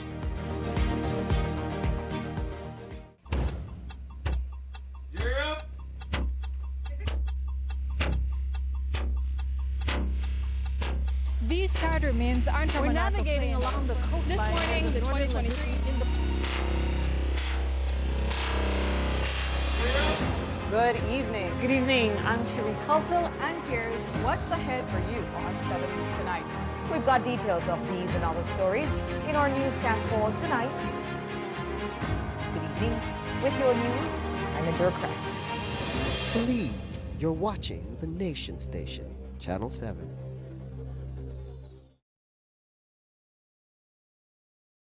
Wake up to positivity and inspiration. It's a fresh and diverse twist on your mornings. Tune in to Sunup on 7 every weekday morning at 6:30 a.m. right here on your Nation Station, Channel 7. It's the morning show you don't want to miss.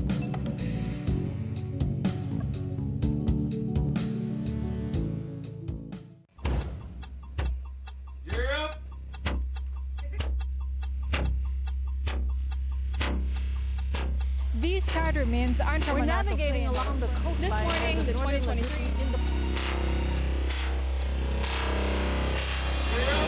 Good evening. Good evening. I'm Shiri Kausal, And here's what's ahead for you on 7 News Tonight. We've got details of these and other stories in our newscast for tonight. Good evening.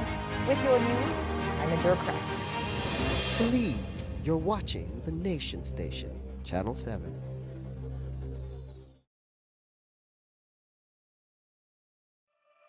Look here, your kitchen light, Diana, you never in the kitchen. but I'm going back in there right now. And the coffee maker, Just to try keep my coffee warm for later. where do you know? I'll try to think more if you eat. You know the more you open and close the fridge, it takes longer for the food cool. Uh-huh.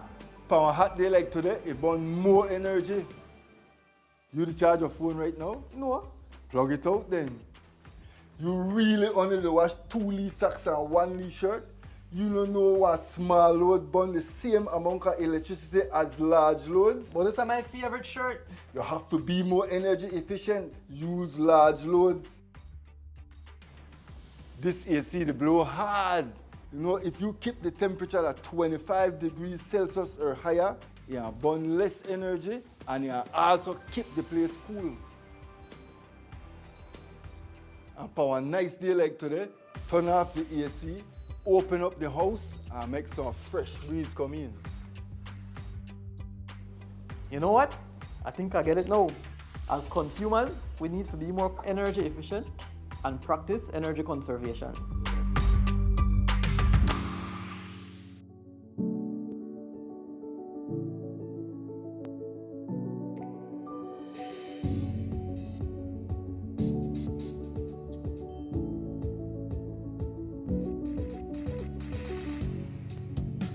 Good morning, my beautiful people, and welcome back to Sunup on 7. So just before the break, we had some wine, but nice water, guys.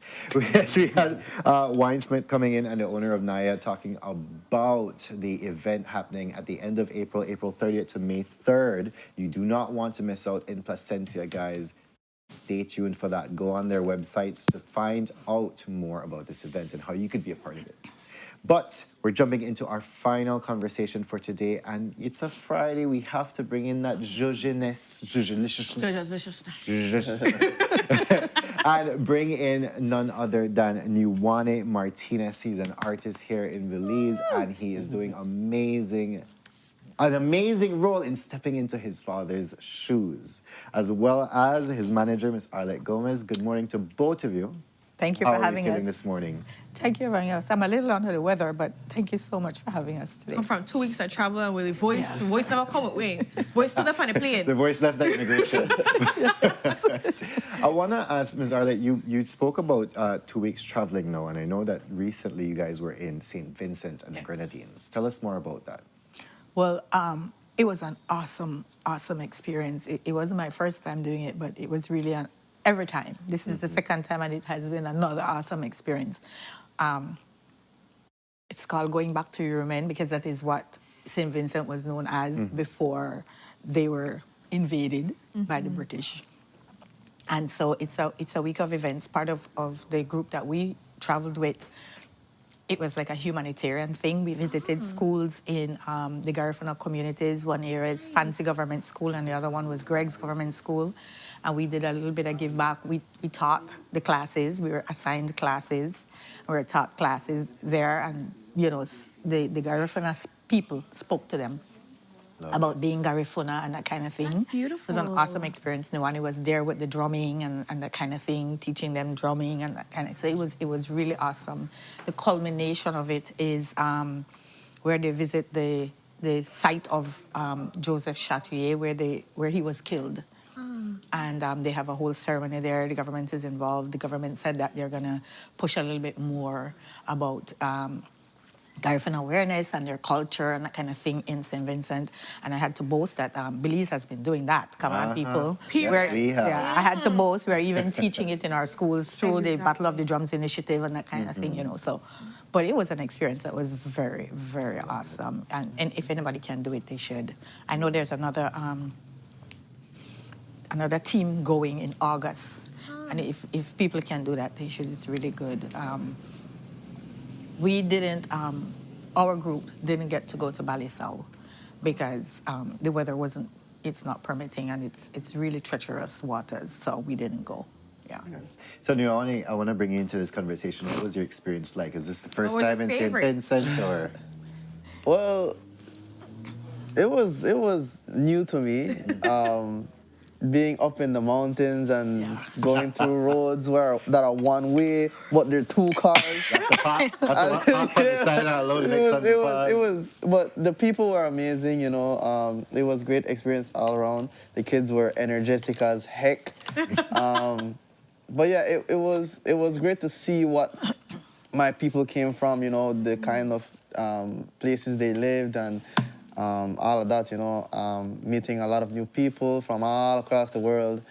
And, you know, just having fun seeing St. Vincent was a great experience for me. Love it. Love it. Yeah, because there were people from different... We were not the only ones who traveled to St. Vincent. There were other groups. And they said it was about 150 to 200 people who came in for the event. Wow. Yeah. Okay. That's nice. That's nice. So I want to catch the people up now, right? So what have you been doing, Nuwane? Well, recently after St. Vincent, we went to Honduras for my dad's 1 year. And that was a blast all around, performing with the Garifuna Soul Band and Los Bravos del Caribe. Two bands that, you know, I grew up watching, like, my dad perform with. That was an amazing experience for me. So while out there, that's when we released the video. So I wasn't even in Belize when we released the video. I was like 5 minutes to go on stage, and Candice was calling me, oh, we need to do this, we need to do that. I'm like, bro, I'm kind of like... I'm busy. Give me a minute. Yeah. And everybody, oh, Diana, gotta take picture, and I'm like, oh, I'm on the phone, like, you know, trying to figure out what we're gonna do, because it was a lot of last minute hiccups, you know. And everyone was like, when are you posting the video? When are you posting the video? Because people were waiting from 5 p.m. because we said, the pressure. Yeah, we were saying 5 p.m. we're gonna release it, but then, you know, we were waiting for all kind of stuff, and But like I would say, by the time I was on the stage, that's exactly when the video was getting released. Yes. So I was on stage thinking about my video being released, what the feedback is going to be like when I come off. But the performance went great. As I came off the stage, I looked at my phone. It was blowing. I was going to say, I hope your phone is on silent and not vibrating. That would be a whole thing, Pearl. I looked at my phone and so many messages and so many. I was like, oh my gosh. And I can't even look at them because as I come off the stage, oh, picture. Yeah. I'm like, oh man. So, and then my aunt came. She came and took me into the crowd to go dance. And, you know, so until in the night was when I really got to see the comments and see all, you know. And what was the vibe like? What were the comments? What were some of the favorite things that were remarked? It was mostly, you know, positive. I'm proud of you. You know, you're following the right footsteps. You know, things of that nature, right? Oh man, that oof.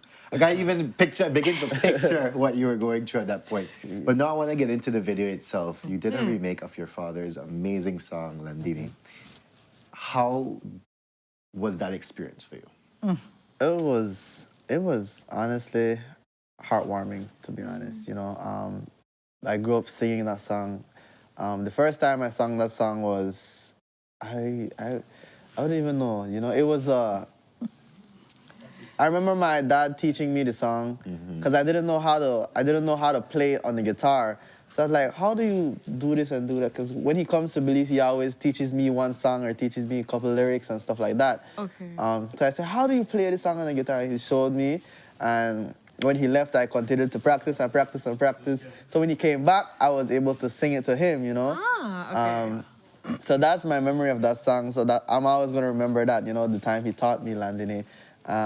So when Tai brought the idea to me with a remake, I said, well, I'm his son. Let's see what we can do with it, right? So I went to Orange Walk. We did the vocals. We did the guitar, everything else that needed to be added, and it came out great. We sent it to Junimar. Junimar added the finishing touches, and Miss Arlett's nephew, Candice, we reached out to him, and he helped us out with the video. And, you know, everything worked out. Pelican Beach lending us their venue to film the video. Niche sponsored. So we had a lot of help, and it all came together. It all came together at the end, you know? Because when Nuani said he wanted to remake the song, we knew that we had to get permission from the writers and the composers and the publishers and that kind of thing. But of course, Ivan was very accommodating.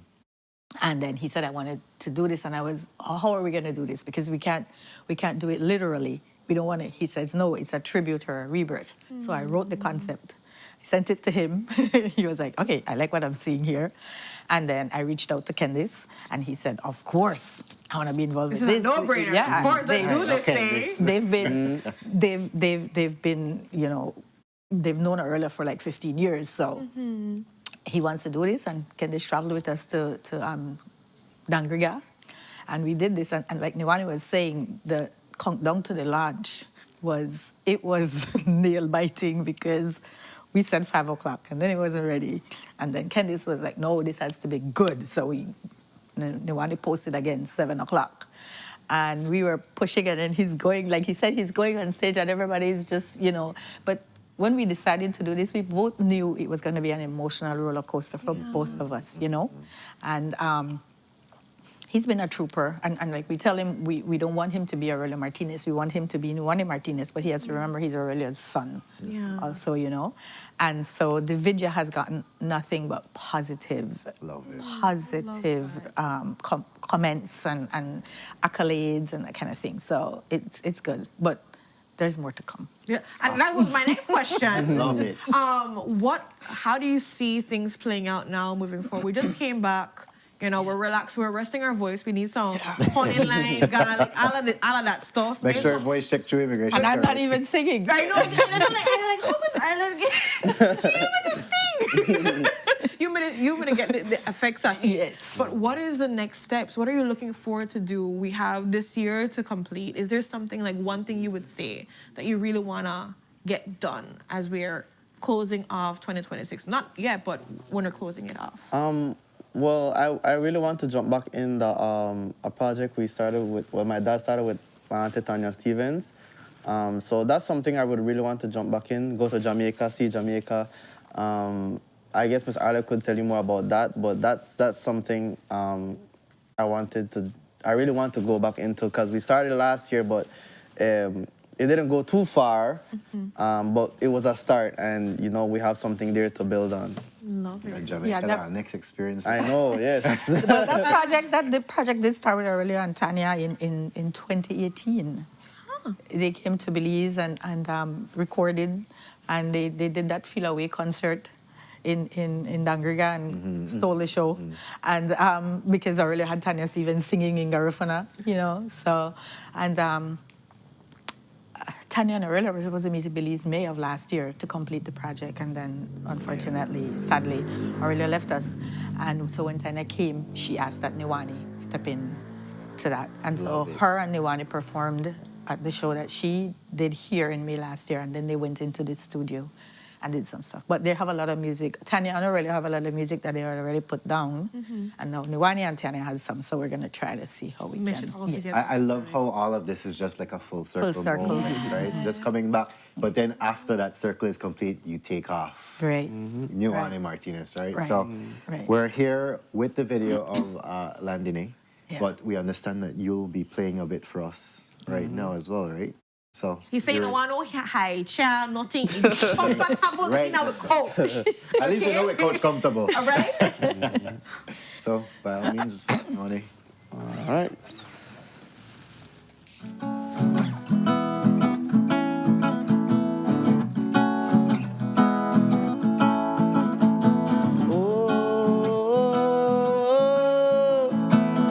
Manigano ya Landine.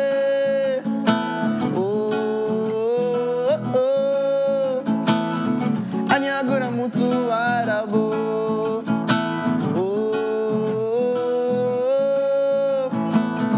Manigano ya Landine.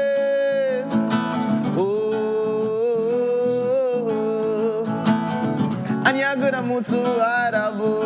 Ari habana ya. Namula luara. Laruduna gurabaha. Ari habana ya. Namula luara. Laruduna gurabaha.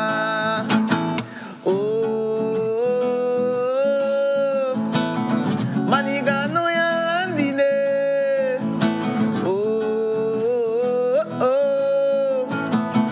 Anyagura mutu arabo.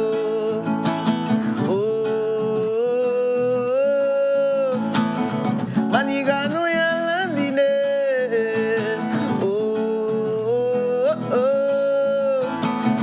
Anyagura mutu arabo.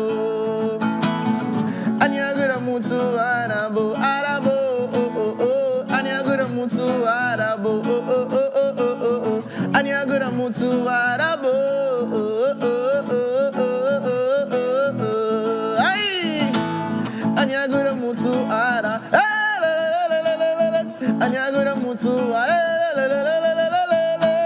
Anyagura mutu ara.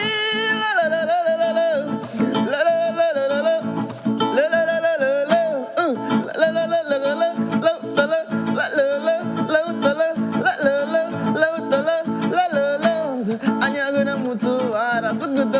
Suguta be. Anyagura mutu ara. Wade be. Hey.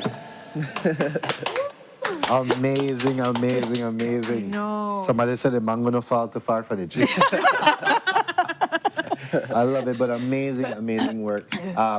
Niwani, thank you so much for joining us here on the couch today. Miss Arlette as well. And we hope that huge things, manager, we hope that huge things are on the horizon. And make sure you know stuff they are ready as always, anytime. Well, yeah, we wanted to do something, but we wanted to do it in person. Yes. We weren't here when the video was dropped, which was dropped on the day Aurelia passed, And so we decided that we're going to wait. And then when Mrs. Espat reached out, we were like, okay, yes, perfect. Let's do this. Yeah. Yeah. And people are looking forward to seeing what you're going to be doing. There's like, man, it's so wild how amazing you sound. They're really looking forward to the music and collaborations and seeing what comes next from you. You just sung so fantastic. I just read some of the comments there in the chat from all the love, the fire emojis and everything. That keeps coming true. Yeah, there are some original songs that he has too that we're gonna work on. Ooh. So yeah, a lot of it. It's gonna be crossing the language barrier, the Garifuna, the Spanish, the English. Perfect. So. And the doors for Sunup is always open for you. And we're excited We're to glad see to know. what comes. Our viewers are ready. They're looking forward to it. For persons out there that, for some reason, live on the rock, have not seen the video, remind them where they can go to go and see and connect and follow what you're doing to make sure they show love and support. Well, the video right now is on YouTube on my page, Nuwana Martinez. It's also on Facebook and my Instagram. My Instagram is @talentednew. And my Facebook, Nuwana Martinez. So yeah, YouTube is the main thing. You want to see the best quality, the best image, it's on YouTube. And if you want to see anything else about me, you can follow me on TikTok as well, right? Okay. Yeah. Put it all out so we can see. Yes. Yeah. Yeah. Right. Yeah. Guys, and with that, we have come to the end of this Friday episode. We just want to thank our guests for coming in quickly. We had the Core Gender Smart Facility Program Impact, as well as the CBF, the Caribbean Biodiversity Fund, talking about the amazing work they're doing to equalize the gender area here in conservation here in Belize. And we had Winesmith and Naya Resort coming in talking about the to be annual event happening around the end of April, early May areas. We have asked them for a date for next year already, so we can get you guys booking. So, yeah. And Vines in Paradise promises to be so amazing. And then finally, artist Nuwana Martinez. The topper of all the topper for the day is a Fantabulous Friday. I don't get to host Fridays with artists, so this is a pleasure for me, right? Treat. And then manager Miss Arlette Gomez here giving us a clue as to what is happening in the life of Nuwana Martinez right now and what is to come, guys. You guys are really, really excited, and I think the viewers are just looking forward to more. Like, they're hungry. Yeah, there's a lot more coming. But patience, people. Give some patience. We need to settle things with Arlette. We need to get the voice back. Lots of things need to happen. Because we have to do it right too. Exactly, Yes, exactly. So we're to be doing done it the right. right way. We're going to be following, and we're going to be showing all the support and love because we're excited to see what's on the horizon. People are just talking about how fantastic and talented you are. Like, they can't wait to see what's next. So, So with that, guys, I wish you guys a safe and blessed weekend ahead. Remember, it is the women's cross-country race happening this Sunday as well. We have the Battle of the Drums happening on Saturday in Orange Walk, so you want to be a part of that as well. Follow everything. It's good, clean fun. But we shall leave you off with the video from Landini Nuwana Martinez. Guys. woo! Bye.